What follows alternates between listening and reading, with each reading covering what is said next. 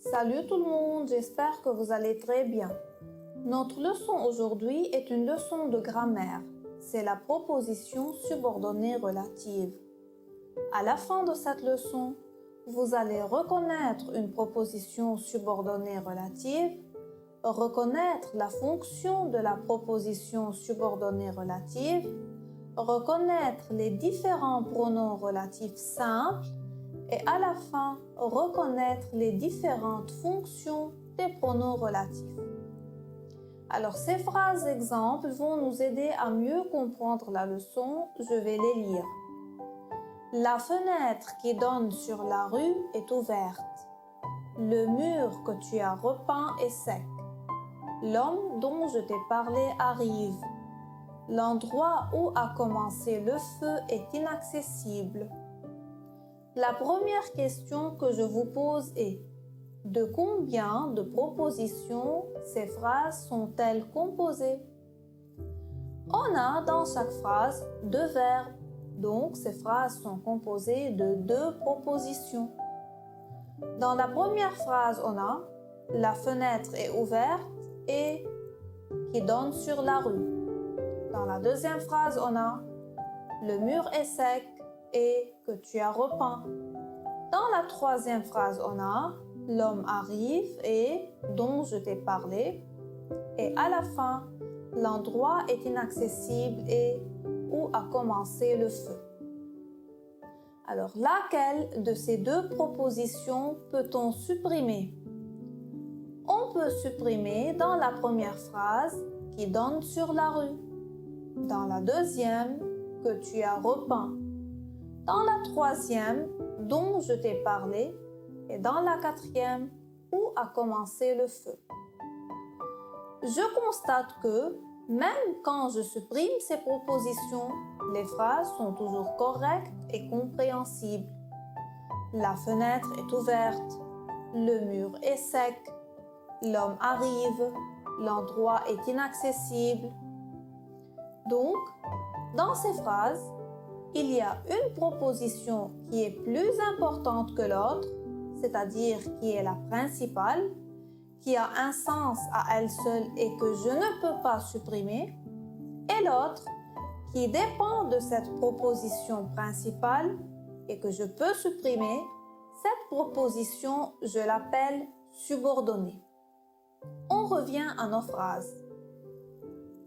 Alors, les questions ici, je continue avec les questions. Quels mots assurent le lien entre les deux propositions? Les mots qui lient entre les deux propositions sont qui, que, dont et où. Relevez les mots après lesquels ces propositions sont placées. Ces propositions sont placées après la fenêtre, le mur, l'homme et l'endroit. Sur quels mots les propositions en rouge apportent-elles des informations? Ces propositions apportent des informations ou des précisions sur les mots qui les précèdent et comme elles sont placées juste après, on appelle ces mots antécédents. Fenêtre, c'est la fenêtre qui donne sur la rue. Le mur, tu as repeint ce mur. L'homme, je t'ai parlé de cet homme. Et l'endroit, c'est l'endroit où a commencé le feu. On constate qu'une proposition subordonnée relative est un groupe de mots qui contient un verbe conjugué. Elle est reliée à une proposition principale dont elle dépend, donc elle est subordonnée. Elle est toujours introduite par un pronom relatif comme qui, que, dont et où.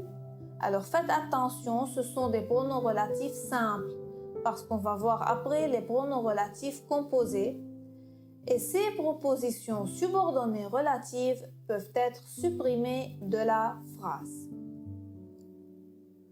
En règle générale, la proposition subordonnée relative est une expansion du nom, c'est-à-dire elle complète un nom, un groupe nominal ou un pronom que j'appelle antécédent. L'antécédent est donc le mot placé juste avant la proposition relative. Et puisqu'elle est placée juste après l'antécédent, elle exerce toujours la fonction de complément de l'antécédent, comme on va voir dans cet exemple. Je découvre une rivière qui se jette dans la mer. La proposition subordonnée relative est qui se jette dans la mer. L'antécédent est placé juste avant le pronom relatif qui, c'est rivière. Le pronom relatif qui remplace donc la rivière, c'est-à-dire au lieu de dire je découvre une rivière, cette rivière se jette dans la mer, je dis je découvre une rivière qui se jette dans la mer. Le pronom relatif sert donc à éviter la répétition d'un nom et assure la liaison entre deux propositions. Passons maintenant à la fonction du pronom relatif. Un petit rappel de son rôle.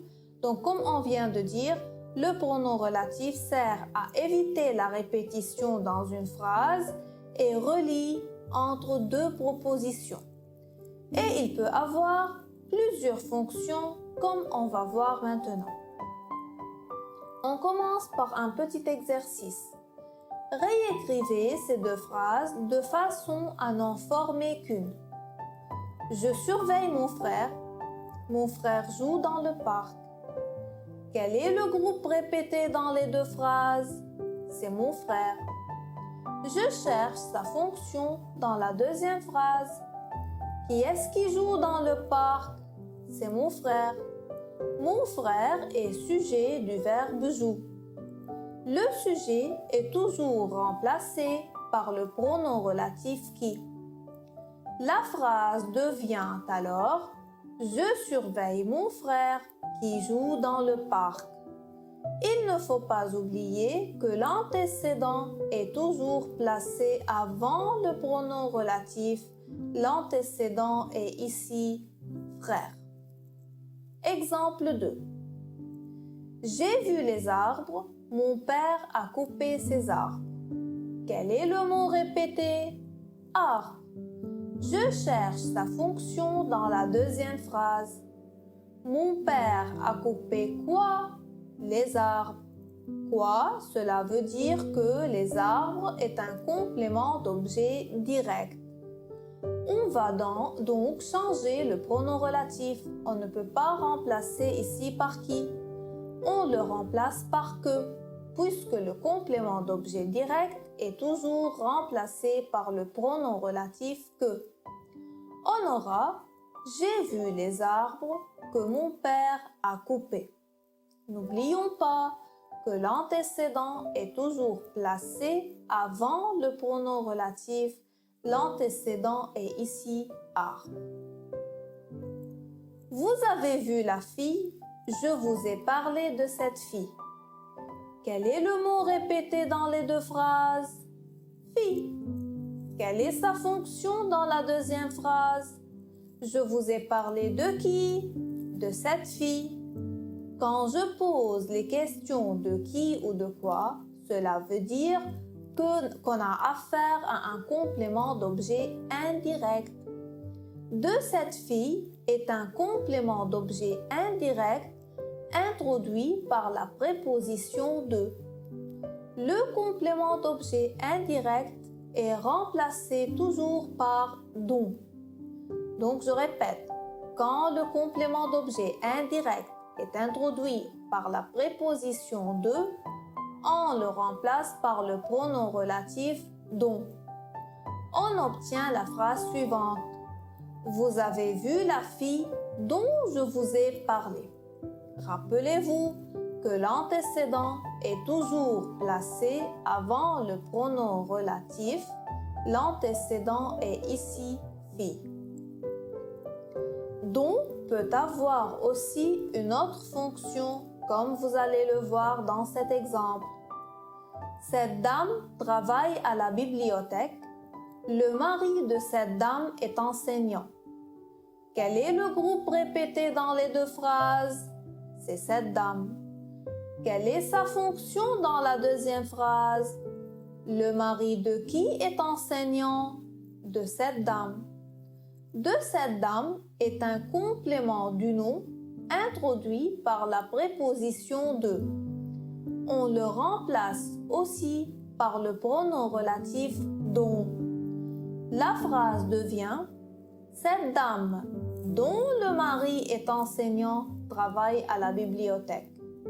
Il ne faut pas oublier que l'antécédent est toujours placé avant le pronom relatif. L'antécédent est ici cette dame. Le village est magnifique. Je passe mes vacances dans ce village. Le mot répété est village. Quelle est sa fonction dans la deuxième phrase? Je passe mes vacances où? Dans ce village. Quand je pose la question où, cela veut dire que c'est un CCL qui est remplacé par le pronom relatif où avec accent sur la lettre U. Puisque le mot répété est village, je dois placer le pronom relatif avec la proposition subordonnée relative juste après le mot village. Puis je continue la phrase avec les mots qui restent pour former une phrase complexe. Donc j'obtiens le village où je passe mes vacances est magnifique. La synthèse de toute la leçon est la suivante. Une proposition subordonnée relative est toujours introduite par un pronom relatif. La proposition subordonnée relative exerce dans la phrase la fonction de complément de l'antécédent. Le pronom relatif qui introduit la proposition subordonnée relative remplace l'antécédent et assure la liaison entre la principale et la subordonnée. Les pronoms relatifs simples peuvent avoir différentes fonctions. Qui, c'est sujet, que, COD, dont, COI ou CDN ou CCL. Voilà, c'est la fin de notre leçon. Je vous souhaite une très belle journée et je vous dis à bientôt.